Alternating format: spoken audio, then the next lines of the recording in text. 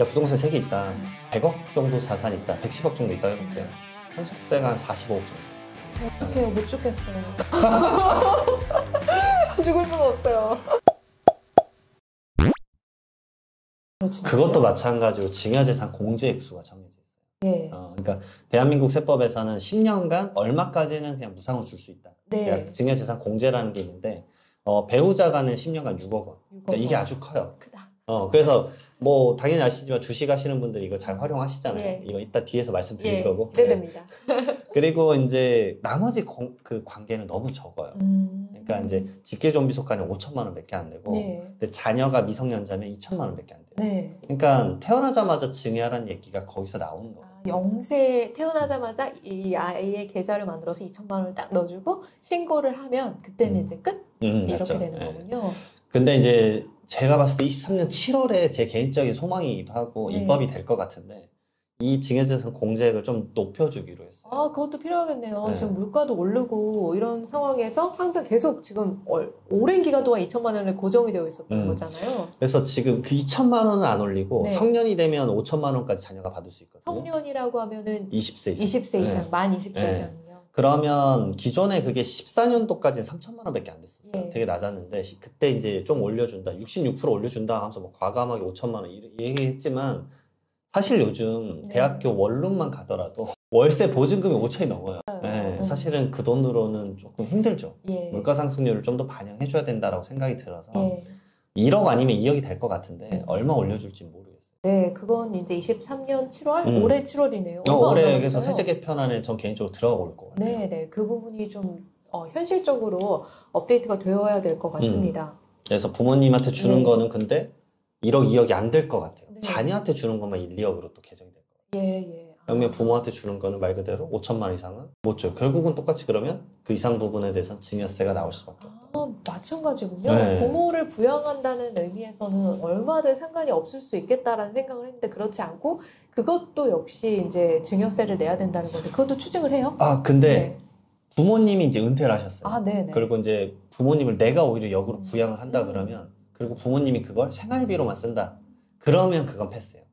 웬만하면 그건 봐줘요. 모든 약간 상식의 선에서. 네, 맞아. 거세관청도 네. 사회통념상이라는 단어를 알기 때문에 웬만하면 그런 부분들을 봐줘요. 왜냐하면 병원비도 나가야 되고 그다음에 식비도 들어가고 생활비가 들어가기 때문에 그렇죠. 그런 돈 특히나 이제 간병비 같은 건 꽤 세거든요. 네. 월마다 2, 300억 하거든요. 네. 자녀분들이 많이 십시일반 도와주시니까 네, 네, 네. 그런 것들은 웬만하면 넘어가죠. 네, 그렇죠. 그런 것도 역시 상식의 선에서 도와드리는 거는 전혀 문제가 되지 않을 것 같습니다. 아까 전에 그런 말씀을 해주셨는데 아이가 태어나자마자 2천만 원의 증여를 한다라고 하면 거기에 대해서 이제 비과세로 갈 수 있다고 해주셨는데 그걸 활용해서 주식 투자를 하시는 분들 요즘에 되게 많으시죠? 네. 제가 그렇게 하고 있어요. 그렇게 하고 계시는구나. 저는 이제 자녀 네. 태어났을 때 바로 이제 2천만 원 주고 그다음에 해외 주식 계좌 만들어서 네. 배당주 위주로. 근데 이걸로 너무 거래가 잦으면 안 돼요. 주의하셔야 되겠죠. 자, 우리 상식적으로 영세가 트레이닝을 할 수는 없습니다. 태어나자마자 알파벳을 이제 테슬라를 살 수 없기 때문에 적정선에서 제발 그런 판례가 진짜 있어요. 있어요? 그러니까, 자녀 계좌로 너무 수많은 이 주식 거래에서 왜냐면 그분이 투자에 귀재셨던 거예요. 2천만 원 증여해 준 다음에 그 가치를 엄청 높이신 거예요. 그게 마이너스였으면 추징을 안 당했을 건데 맞아요. 너무 잘하신 거예요. 근데 그게 이제 막 몇 억까지 올라가면 이것 봐라. 그래 되는 거죠. 2천만 원이 몇 억이 되면 근데 그 걔는 이제 지금 이제 막 걷기 시작하는데 그 친구가 그게 말이 안 되거든요. 그러니까 적정선을 좀 아셔야 된다. 그렇죠. 자녀의 증여해준 계좌로 너무 많은 거래가 딱 포착이 됐는데 그 수익이 너무 크다라고 하면은 그 좀 상식의 선을 넘어선 거니까요. 맞습니다. 주의해야 될 것 같습니다. 혹시 어떤 주식 사주셨나요? 저는 사실은 그냥 진짜 B2C 위주로. 그러니까 말 그대로 뭐 진짜 이제 나이키나 근데 소비재 위주. 소비재 위주. 근데 PNGT나 뭐 이런 거 근데 약간 전부 다 배당을 좀 주는 거예요. 그러니까 저는 사실 그 주식 가치의 변동 크게 상관이 없고 네. 배당이 꾸준히 조금이라도 쌓였으면 좋겠다. 그러니까 물가 상승률이라도 좀 따라가게끔 그런 걸로 이제 웬만하면 분산해가지고. 먼 훗날 시세 차익도 중요하지만 또 이게 현금이 계속 쌓이는 것도 어떻게 보면 복리의 일환일 수 있으니까. 맞습니다. 그렇게 하시고 계시는군요. 나이키 언급을 해주셨네요.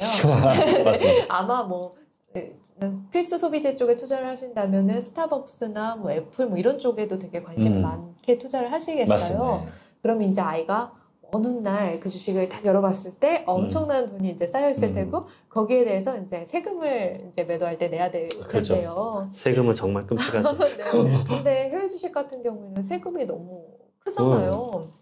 그래서 그 22% 정도가 되는 양도소득세를 어떻게 좀 절약할 수 있을까? 이 부분에 대해서 고민하시는 분들 많은데 사실 저는 알고 있어요. 이게 왜 제가 항상 네. 이게 애석한 게 뭐냐면 네. 부동산은 사실 절세 플랜이 양도소득세를 줄일 수 있는 게 엄청 많아요. 사실 제가 밥 먹고 하는 게 그 일이고 근데 주식은 없어요. 주식은 딱 두 종류, 딱 두 종류 있잖아요. 근데 한 종류가 이제 곧 없어질 것 같고 그러니까 한 종류는 누구나 아는 양도 차익과 양도 차손이 나는 거를 이제 말 그대로 상계를 치는 거지 않습니까? 그러니까 저도 이제 매년 하거든요, 사실은. 수익 본 게 있고, 그 다음에 그 12월 27일까지 기다렸다. 아, 이제 안 돼. 더 이상은 안 돼. 해가지고. 한 번씩 해주는 게 좋죠. 사손 나고, 그 다음 바로 다시 재매입을 하던가. 그래서 이제 둘이 상계하게 해서 양도소득세 안 나오게끔 하는 게 이제 첫 번째 전략이고, 두 번째 전략은 이제 누구나 알고 있는 배우자를 활용해서 배우자한테 10년간 6억 원 증여하실 수 있잖아요. 그러니까 증여하고 배우자가 그 취득가액 갖고 바로 양도하는 거. 그게 이제 전략이긴 하죠. 근데 이제 이거를 금융투자 소득세가 이제 도입이 되면 이걸 못 하게 될까봐.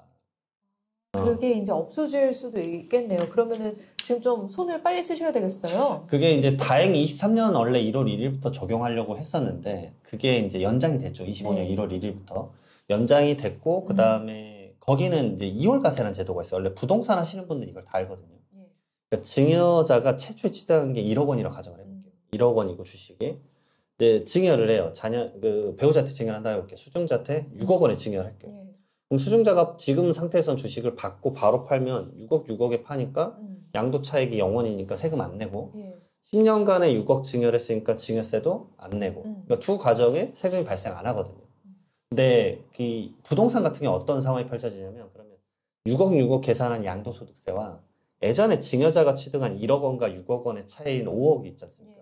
이걸로 계산한 양도소득세 중에서 큰 걸로 계산하게 돼 있어요. 와. 이게 이제 2월과세라는 표현을 써요. 2월과세. 이게 증여를 누구한테 하냐에 따라서 그 기준이 달라지는데 이게 배우자랑 직계존비죠. 그래서 이렇게 증여를 하면 그리고 부동산은 5년이에요. 근데 25년에 금투세 도입되면 이게 이제 그 법에서는 지금 우선 1년으로 적혀 있어요. 그러니까 1년을 보유를 해야 되는데 1년 동안의 주식의 변동을 사실 예측하기가 1년은 정말 긴 기간이죠. 아주 심호흡이 이제 길어지니까 부동산을 이렇게 좀 생각해보면 부동산의 5년이 주식의 1년 정도 될까요? 근데 이제 부동산도 이번에 바뀌었어요. 이게 23년도부터 10년으로 바뀌었어요. 너무 길어졌어요. 그러니까 이제 세금 이제 역사가 항상 이래요. 점점 이제 힘든 방향으로 가요. 좀 더 이렇게 촘촘해진다랄까요? 돈을 쌓을 수 없는 방향으로 국가에 낼 수밖에 없는 방향으로. 약간 그래요. 진짜. 왜냐하면 하다못해 이제 번외긴 하지만 예전에 양도소득세 신고라면 신고했던 고맙다고 10%를 빼줬었어요, 세금. 신고. 와. 성실신고세 뭐 이런 거인가요? 근데 요즘은 신고를 안 한 순간 가산세거든요, 바로. 그 정도로 이제 세법이 좀 달라졌습니다. 네, 그렇죠. 옛날에는 상속도 이 정도로 이렇게 세금이 많이 세진 않았었던 것 같은데요. 진짜 세졌어요. 그래서 제가 그거 말씀을 많이 드려요. 제가 이제 휴대폰에 저는 사실은 이제 경제신문과 경제뉴스만 보거든요. 한 5년 전부터 상속증여 기사가 계속 끊임없이 올라와요. 네, 굉장히 화두가 되고 있어요. 왜냐하면 그게 이제 시장에서도 느껴요. 이게 시장이 커지고 있다는 거. 네. 그러니까 이게 WM센터나 PB센터나 이런 데서 점점 그런 거를 경제신문사랑 연결해서 기사를 계속 내보내고 있는 거예요. 그러니까 결국 이게 시장이 커지고 자산 관리를 맡겨야겠다. 뭐 텍스 관리를 해야 되겠다. 사실 이거 보시는 분들은 뭐 세금 막 이렇게 생각하실 수 있는데 저한테 자산 관리 맡기시는 분들한테 항상 말씀드려요. 그분들은 이제 이런 패턴이 많아요. 야, 부동산 3개 있다. 근데 두 번째 주택을 자녀한테 부담부증 해주고 싶어. 세금 얼마 나와 하는데 저 첫 번째 말씀드린 게 뭐냐면 선생님 이 세 채 있으시고 자산 이거 있는데 이제 가정을 해보는 거예요. 불안한 좀 안 좋은 부정탄 소리긴 하지만 선생님 오늘 돌아가시면 상속세 얼마다라고 얘기를 해줘요. 그러니까 그거 한 번도 계산 안 해본 거예요. 보통은 안 하죠. 내가 죽을 거라고 생각을 하지 않기 때문에. 근데 이제 제가 말씀드린 게 한 100억 정도 자산이 있다, 110억 정도 있다고 해볼게요.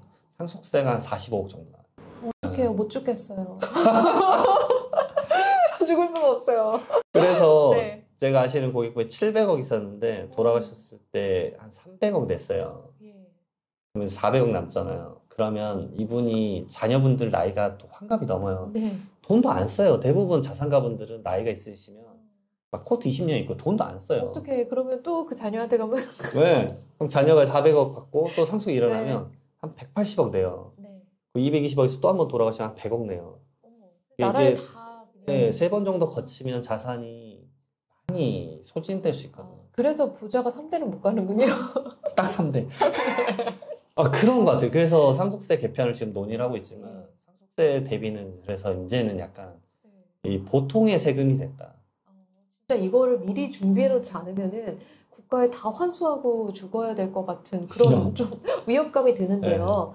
물론 오래 살고 싶지만 그래도 이런 생각은 또 미리미리 해놔야 되는 게 우리의 미래가 어떻게 될지 모르니까 맞아요. 준비를 좀 해놔야 될 것 같습니다. 왜냐하면 그렇게 세금을 많이 낼 거면 차라리 저는 제가 생각하는 좋은 쪽에 기부를 하고 죽고 싶은 마음이에요. 그런 거는 또 의지가 있으시면 괜찮기는 해요. 왜냐면은 그런 이제 장학재단이나 그런 거 만들면 전부 다 비과세로 빠져서 세금을 내진 않거든요. 차라리 그게 되게 마음이 좋을 것 같다는 생각이 드는데요.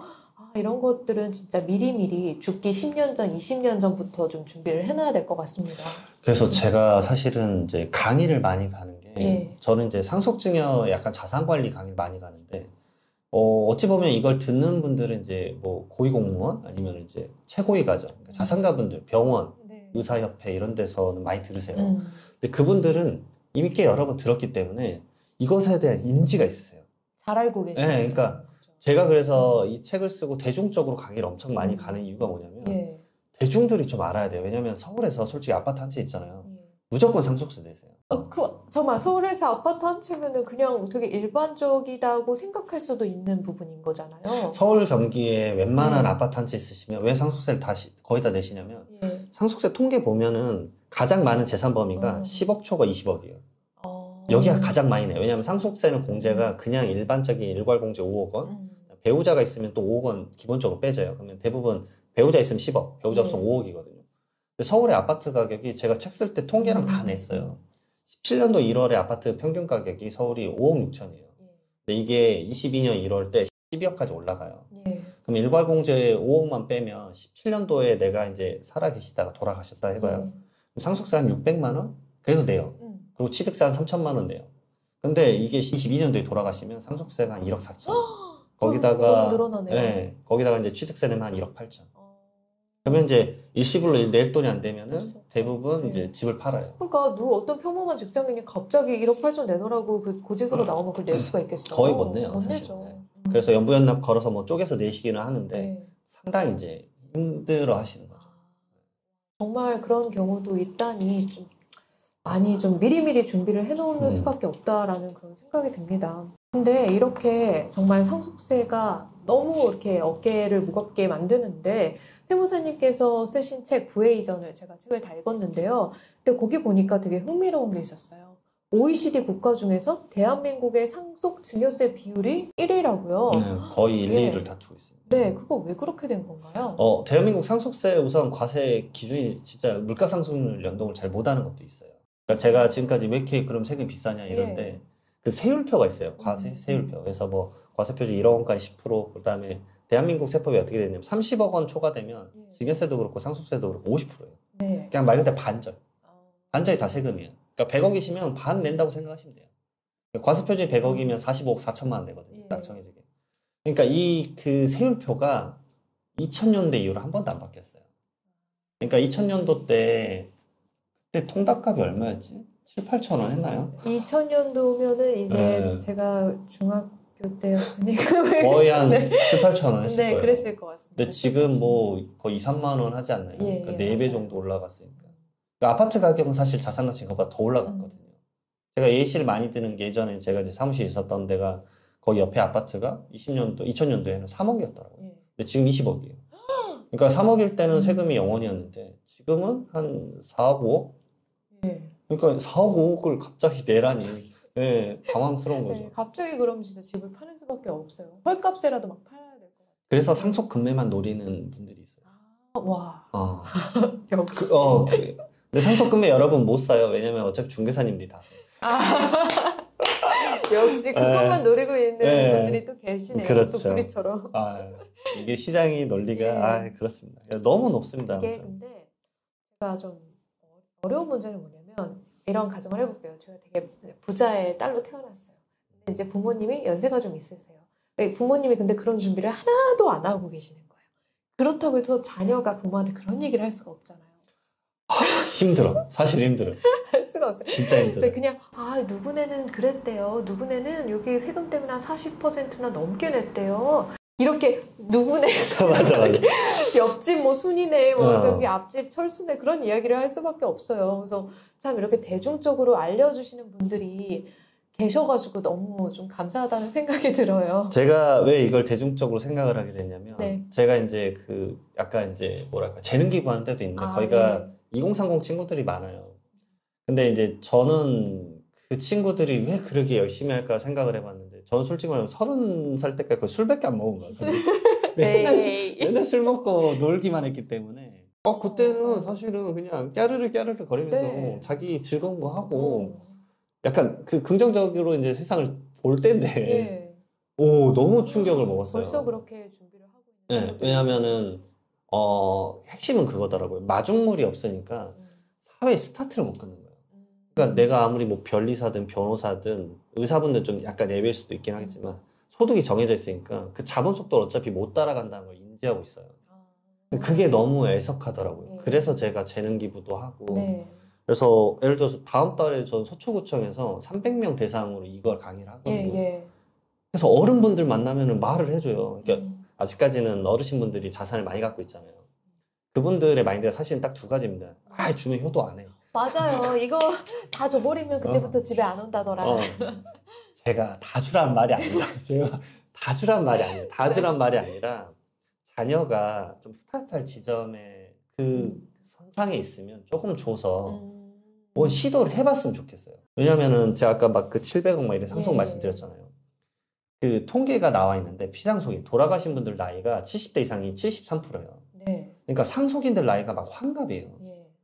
환갑 때 그 돈 받아서 뭐예요? 환갑 때 사업을 막 미친 듯이 열정적으로 하시는 분은 거의 없으실 거예요.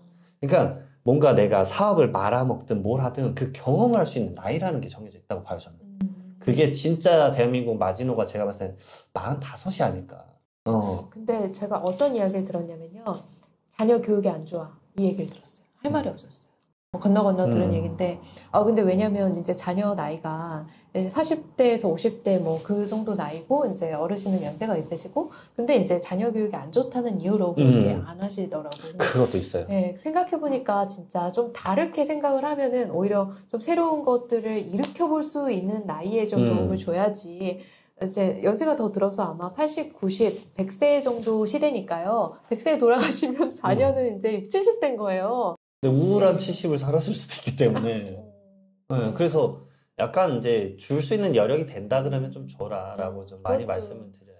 네, 그것도 되게 현명할 것 같아요. 뭔가 자녀가 할 수 있는 에너지라는 게 또 있는 나이에 시작하면 좋잖아요. 저희가 오늘 세금 관련해서 정말 다양한 이야기를 나눴는데요. 진짜 우리가 생활 속에서 꼭 필요한 내용들, 근데 쉽게 지나쳐버릴 수 있는 내용들을 너무 일목요연하게 또 재미있게 사례를 통해서 잘 풀어주셨는데요. 이런 것들 우리 주식 투자 세금뿐만 아니라 이런 것들에 대해서도 좀 차근차근 준비가 필요할 것 같습니다. 그리고 주위에 어르신분들 잘 이런 거 모르시는 분들 계시다면 그러니까 조금 이렇게 우회적으로 링크를 이렇게 보내주신다던가 하면서 이 영상을 통해서 내가 말하지 않더라도 자연스럽게 접할 수 있게끔 그렇게 해주시면 어떨까 하는 생각이 듭니다.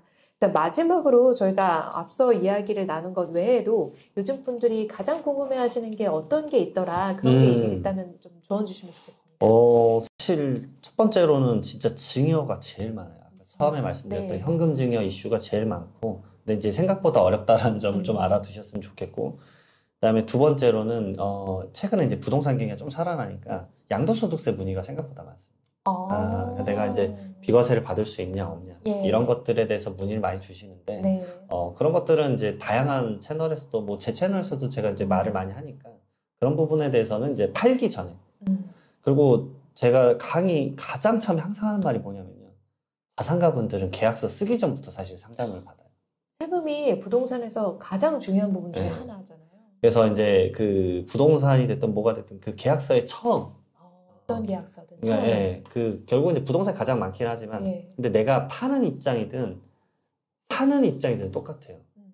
둘 다 계약서 쓰기 전부터 플래닝 짜고 들어가셔야 돼요. 그게 정말 중요한 부분인 게 저는 이거를 현실 속에서 해보면서 깨우치게 됐던 것 같아요. 세금이랑 뭐 수수료, 각종 수수료 같은 거에 대해서 너무 얕잡아서 생각했었어요. 그러다 보니까 실제로 부동산을 매도를 했을 때 내 손에 쥐어지는 돈이 별로 없다라고 하는 거를 현실에서 느끼게 되면서 아, 이 세금이 정말 중요한 부분이구나를 깨닫게 됐습니다. 아, 정말 오늘 세금 관련해서 너무 귀한 이야기 들려주신 이장원 세무사님께 감사드립니다. 네, 감사합니다. 네, 감사합니다.